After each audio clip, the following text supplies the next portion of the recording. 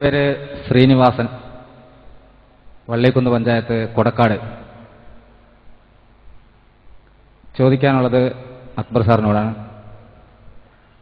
കലാനാഥൻ മാഷ് പറഞ്ഞ പോലെ വിശുദ്ധ ഖുർആനിൽ പ്രതിപാദിക്കുന്ന ചില സൂക്തങ്ങളിൽ പറഞ്ഞതിന് വൈരുദ്ധ്യമായിട്ടുള്ള അത് വേറെയും വിശുദ്ധ ഖുർആനിൽ കാണുന്നുണ്ട്.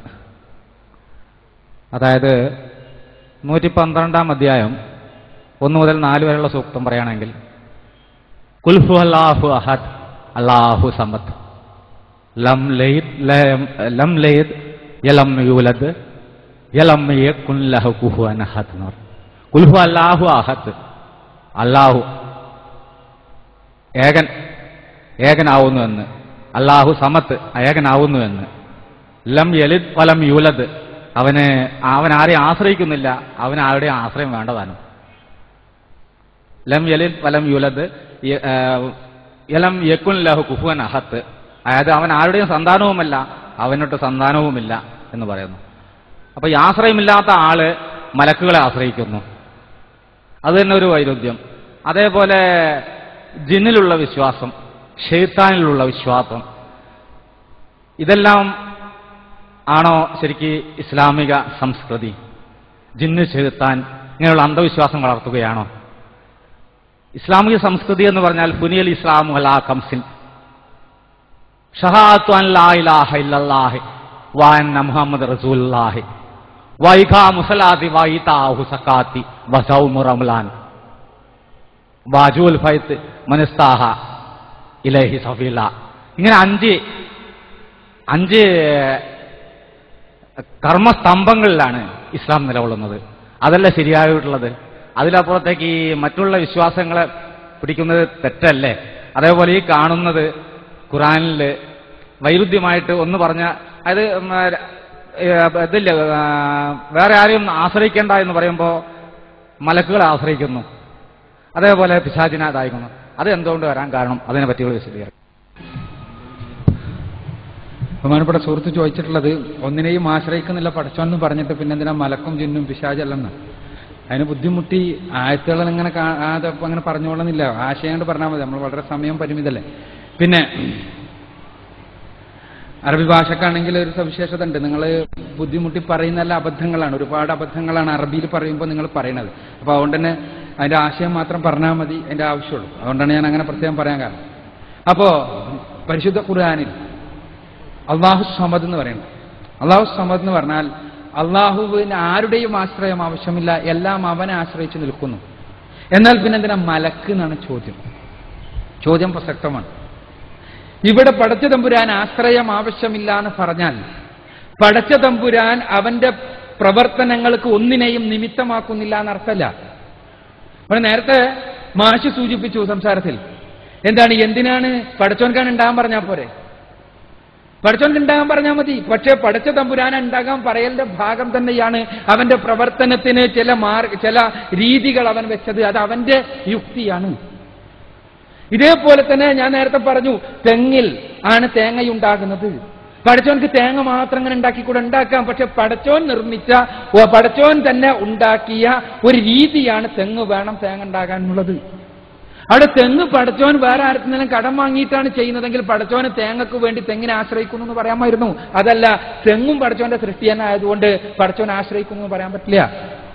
ഇതേപോലെ തന്നെ മലക്കുകൾ പടച്ചോന്റെ സൃഷ്ടിയാണ്, പടച്ച തമ്പുരാനാണ്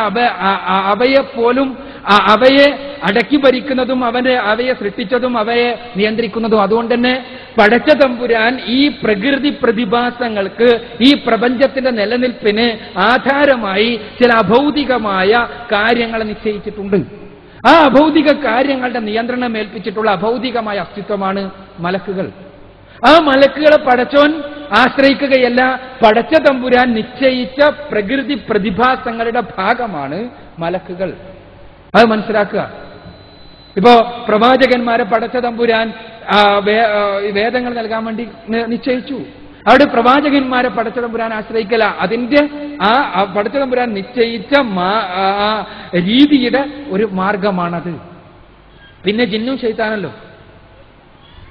പിന്നെ 5 കാര്യങ്ങളിലാണ് ഇസ്ലാം സ്ഥാപിക്കപ്പെട്ടിട്ടുള്ളത് ശരിയാണ്. നമസ്കാരം കാര്യങ്ങളെല്ലാം ജിന്ന് ശൈത്താനെല്ലാം വിശ്വാസം, ജിന്ന് ശൈത്താനും ഉണ്ട് എന്ന് തീർച്ചയായും മുസ്ലിങ്ങൾ വിശ്വസിക്കുന്നു. എന്തുകൊണ്ടെന്നാൽ അഭൗതികമായ അറിവ് ലഭിച്ച വ്യക്തിയാണ് മുഹമ്മദ് നബി എന്നും ആ അഭൗതികമായ അറിവ് ലഭിച്ച മുഹമ്മദ് നബി സല്ലല്ലാഹു അലൈഹി വസല്ലമ പറഞ്ഞു തന്ന കാര്യങ്ങൾ അഭൗതികതയുടെ വിഷയത്തിൽ കൃത്യമായ മാർഗരേഖകളാണ് എന്നുമുള്ളത് കൊണ്ടാണ് മുസ്ലിങ്ങൾ വിശ്വസിക്കുന്നത്. ഇവിടെ എല്ലാവരും പറഞ്ഞതുപോലെ പടച്ച തമ്പുരാൻ സൃഷ്ടാവ് അവൻ എങ്ങനെയുള്ളവനാണ് എന്ന് നമ്മുടെ പരീക്ഷണ നാളിക്ക് പരിശോധിച്ച് കണ്ടെത്താൻ കഴിയില്ല. ധർമ്മങ്ങളെക്കുറിച്ച് പരീക്ഷണ നാളിയിൽ പരിശോധിച്ച് നമുക്ക് കണ്ടെത്താൻ കഴിയില്ല. ഇതേപോലെ തന്നെ അഭൗതിക ലോകത്തെക്കുറിച്ച് നമുക്ക് പരീക്ഷണ നാളിയിൽ കണ്ടെത്താൻ കഴിയില്ല. അപ്പൊ അതിനെക്കുറിച്ച് അറിവ് നൽകുവാൻ വേണ്ടിയാണ് പടച്ച തമ്പുരാൻ തെരഞ്ഞെടുത്തുകൊണ്ട് പ്രവാചകന്മാരെ പറഞ്ഞയച്ചിട്ടുള്ളത്. ആ പ്രവാചകന്മാരെ അന്തിമനാണ് മുഹമ്മദ് നബി. അവിടെ ഇസ്ലാം കൃത്യമായി യുക്തിയാധിഷ്ഠിതമായ ഒരു മാർഗം വെക്കുന്നു. എന്താണത്?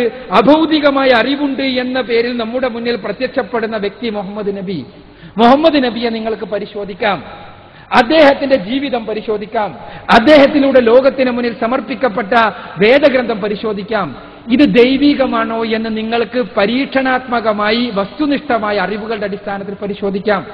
അങ്ങനെ വസ്തുനിഷ്ഠമായ അറിവുകളുടെ അടിസ്ഥാനത്തിൽ ഇത് ദൈവികമാണോ എന്ന് പരിശോധിച്ച് കഴിഞ്ഞാൽ, മുഹമ്മദ് നബി ദൈവത്താൽ നിയോഗിക്കപ്പെട്ടവനാണെന്ന് പരിശോധിച്ച് കഴിഞ്ഞാൽ, അതേപോലെ തന്നെ പരിശുദ്ധ ഖുർആൻ ദൈവിക ഗ്രന്ഥമാണെന്ന് പരിശോധിച്ച് കഴിഞ്ഞാൽ, ആണ് എന്ന് നിങ്ങൾക്ക് ബോധ്യപ്പെട്ടാൽ, അത് വസ്തുനിഷ്ഠമായ പരിശോധനയാണ്, ബോധ്യപ്പെട്ട് കഴിഞ്ഞാൽ അഭൗതികമായ വിഷയങ്ങളിൽ നിങ്ങൾ മുഹമ്മദ് നബി പറഞ്ഞത്, പരിശുദ്ധ ഖുർആൻ പറഞ്ഞത് സ്വീകരിക്കണം എന്നുള്ളതാണ് നിലപാട്.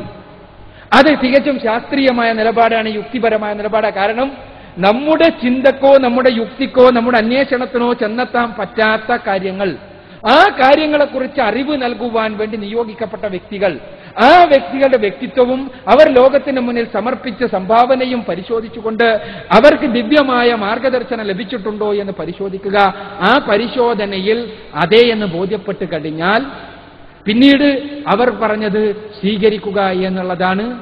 അവർ പറഞ്ഞത് അഭൗതികമായ വിഷയങ്ങളിൽ സ്വീകരിക്കുക എന്നുള്ളതാണ് ബുദ്ധിപരമായ മാർഗം. ആ മാർഗമാണ് മുസ്ലിങ്ങൾ ഈ രംഗത്ത് സ്വീകരിക്കുന്നത്. മുഹമ്മദ് നബി പറഞ്ഞു, ഖുർആനിലുണ്ട്, അതുകൊണ്ട് ഈ കാര്യങ്ങൾ വിശ്വസിക്കുന്നു. ഇല്ലാത്തത് തീർച്ചയായും വിശ്വസിക്കുന്നില്ല. അഭൗതികതയുടെ വിഷയത്തിൽ ഇസ്ലാമികമായ കാഴ്ചപ്പാടാണ്.